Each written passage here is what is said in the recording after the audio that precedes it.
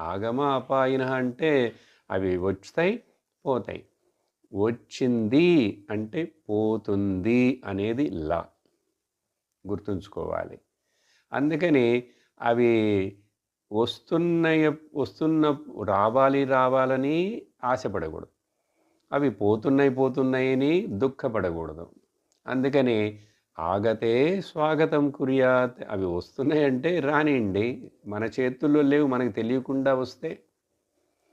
కాబట్టి నువ్వు కొన్ని నాకు రావాలి, నాకు జరగాలి, దొరకాలని నువ్వు ఆశిస్తావు. తప్పు లేదు. కానీ అన్నీ దొరుకుతాయా? అన్నీ వస్తాయా? అన్ని ఆశలు తీరుతాయా? తీరవు. అప్పుడు అప్పుడు తీరకపోతే, దొరకకపోతే దానికి తయారుగా ఉన్నావా నువ్వు? కాబట్టి వస్తే రాని, పోతే పోనీ, ఆగతే స్వాగతం స్వాగతం అని